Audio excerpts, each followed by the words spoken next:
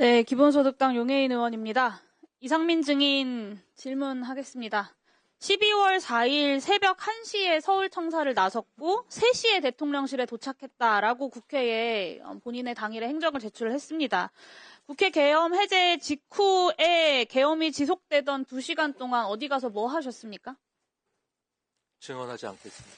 누구 만나셨습니까? 증언하지 않겠습니다. 박성재 법무부 장관도 새벽 3시에 대통령실에 들어왔고 그 이전 행적이 전혀 제출되지 않았거든요. 박성재 장관이랑 함께 있었습니까? 사무실에 있었습니다. 저는.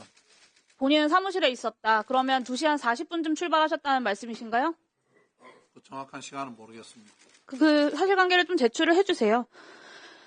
아무리 휴대전화를 교체하고 비화폰을 쓰고 동선을 다 숨겨도 추가 수사하면 다 꼴이 밟힐 거고요. 오늘 이상민 전 장관이 증언을 하지 않기로 작정을 하고 나오셨나 본데 증인의 증언 거부의 사유를 좀 합리적으로 추론을 해보면 진실을 말하면 내란 주요 임무 종사자가 될 것 같고 거짓을 말하면 위증일 것 같아서 거부하는 거다라고 볼 수밖에 없습니다. 형소법 제148조가 유죄 판결을 받을 사실이 드러날 염려가 있는 증언을 거부할 수 있다라고 하고 있어요. 결국에는 오늘의 이 증언 거부 자체가 이상민 증인의 죄를 인정하는 것이고요. 이 죄를 감하는 유일한 방법은 국민들께 진심으로 사과하고 그날의 진실을 역사 앞에 그리고 국민들 앞에 소상하게 밝히는 것입니다. 오늘 이 자리에서 진술하지 않는 것은 역사에 끝까지 내란 속의 윤석열의 오른팔로 남겠다라는 선언을 하는 겁니다. 동의하십니까, 이상민 증인? 결코 동의할 수 없습니다. 피의자 윤석열이랑 어떤 사전 모의도 없었다고 주장하는 이상민 증인이 심지어는 계엄을 말리고 반대했다라고 주장을 하는 증인이 어떻게 이렇게까지 윤석열과 혼연일체가 되어서 움직였는지 저는 정말 좀 놀라운데요. 한번 살펴보겠습니다. 이상민 증인 12월 3일 23시 37분 소방청장에게 전화로 언론사 단전단수 조치 지시한 바 있죠? 증언하지 않겠습니다. 장관이 지시하자마자 10분 사이에 소방청 차장이 서울본부장에게 전화하고 소방청장이 서울본부장에게 전화합니다. 계엄 관련 경찰청에서 협조해달라. 요청이 오면 잘 협력해주면 좋겠다. 협력할 일이 많이 발생할 수 있다. 계엄 건의권자이기도 하고 충무계획의 주무부처의 장인 행안부 장관이 비상계엄 중에 직접 지시를 하니까 10분 내에 현장 지휘관까지 전파가 돼서 실행 준비를 한 겁니다. 소방이. 10분 뒤에 소방청장이 똑같은 내용으로 경기본부장에게도 전화합니다. 언론사뿐만 아니라 성간이 단전단수 사전 계획한 바 있습니까, 증인? 증언하지 않겠습니다. 어디까지 실행된 건지 추가 확인되어야겠지만 이상민 장관이 오늘 증언을 거부하고 있지만 소방청장과 소방공무원들의 증언도 그렇고 그날의 행적도 그렇고 아주 구체적이고 직접적인 지시들이 있었습니다. 저는 소방청장에게 내렸던 이 지시만 해도 이상민 증인은 이미 내란 중요임무 종사자라고 확정해야 된다라고 보고요. 계엄 문건을 받은 최상목, 조태열 장관처럼 피의자 윤석열이 콕 집어 불러 모았던 8시 멤버 또한 개별적인 계엄 지시를 받았을 가능성을 배제할 수 없게 되었다라고 봅니다. 수사당국에서 철저하게 보안 수사해야 된다고 봅니다. 다음 23시 30분 윤석열이 조지호 청장에게 수차례 전화해서 국회 들어가려는 국회의원들 다 체포해, 잡아들여, 불법이야, 포고령 위반이야, 체포해라고 지시 압박합니다. 그때 이상민 증인 뭐 했는지 기억하시나요? 증언하지 않겠습니다. 23시 26분 서울청사 도착하자마자 23시 34분에 윤석열이 조지호에게 전화한 지 정확히 4분 후에 조지호 청장에게 전화했습니다. 맞습니까? 증언하지 않겠습니다.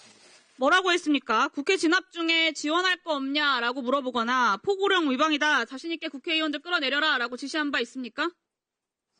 증언하지 않겠습니다. 증언하지 않지만 그날의 행적은 이미 다 드러나 있습니다. 3분 뒤인 23시 37분에 소방에게 전화해서 경찰 단전단수 지원하라고 지시합니다. 이게 윤석열이 경찰을 압박한 지 10분도 안 돼서 다 벌어진 일들이에요. 0시 30분에 윤석열이 이진우 소방사령관에게 전화해서 아직도 못 들어갔어? 본회의장 들어가서 4명이 1명씩 들쳐업고 나오라고 해! 라고 압박합니다. 이때 증인은 긴급 간부회의 그리고 경찰은 지휘부 회의를 갖습니다.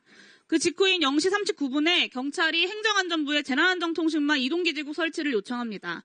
이 이동기지국이 출동한 곳이 딱 세 곳이에요. 국회의사당, 그리고 국회의장 공간이 위치한 한남동 공관촌, 그리고 대통령실 인근입니다. 이 공간이 어떤 곳이냐면요. 계엄 당시에 수방사 군 병력이 배치됐던 곳과 정확히 일치합니다. 0시 56분에 수방사가 서울시에 군경 합동상황실 개소를 문의했다는 것은 이미 알려진 사실이고요.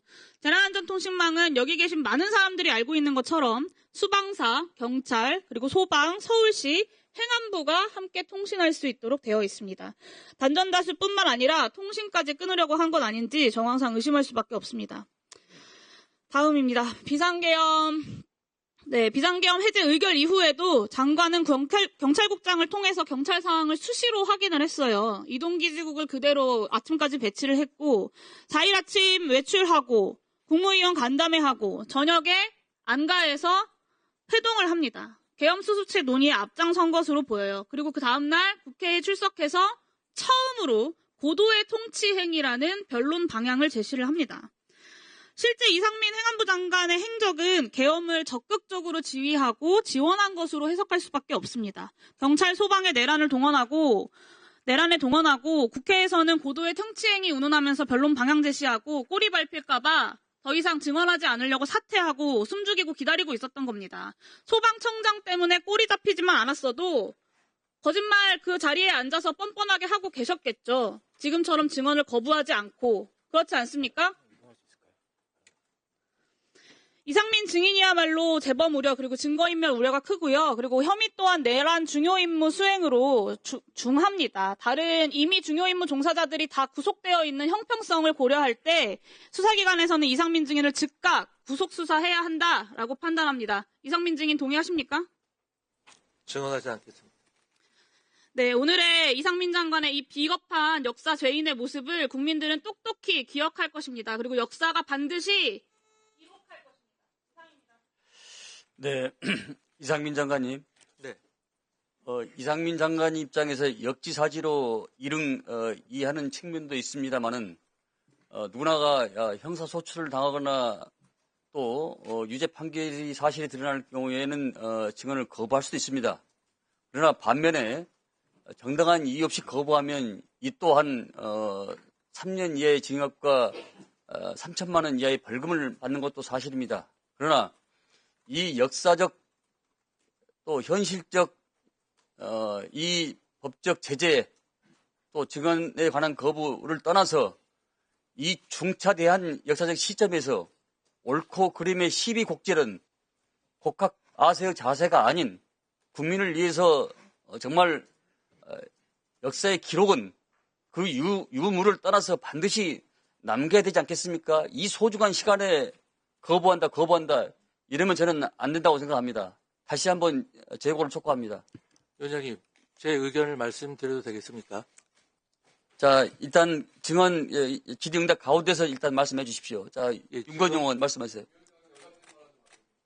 꼭 해야 됩니까? 네. 예. 예, 진술 거부권이라고 하는 것은 헌법상 모든 국민에게 보장된 헌법상의 권리입니다. 그 권리를 국회에서도 제한할 수 없고 법원에서도 제한할 수가 없습니다. 지금 여기 오늘 출석하신 많은 증인들께서 본인의 의사와는 상관없이 지금 수사를 받고 있고 재판을 받고 있는 분들이 있습니다. 그렇다면 헌법상 보장된 권리는 본인이 아무런 제한 없이 행사할 수 있도록 하는 분위기에서 국회 청문회가 진행되어야 한다고 생각합니다. 국회 청문회라는 이유로 헌법상 보장된 인권을 침해하겠다? 이것은 도저히 있을 수 없는 일이라고 생각을 합니다. 이상입니다. 그러니까 제가 본위원 위원장이 역지사지의 마음으로 이런 이해를 한다라고 제가 전제를 달고 그러나 아니면 아니다고 반박도 할 수 있는 것이고 그런데 시종여일 숨이 쌍관으로 계속 이렇게 거부하시고 그러면은 아마 여러 시청자께서 판단하실 거 믿습니다. 자, 위원장님, 제가 증언을 거부하는 이유에 대해서 말씀을 드릴 수 있도록 해주십시오. 자, 장관님 제가 추후에 진행 과정에서 판단하겠습니다. 윤건영 질의해 주십시오.